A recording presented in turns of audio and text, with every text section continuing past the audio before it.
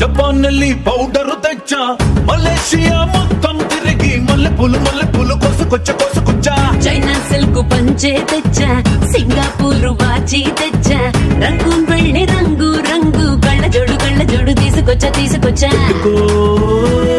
ఉంగరాలే తెచ్చా, పట్టుకు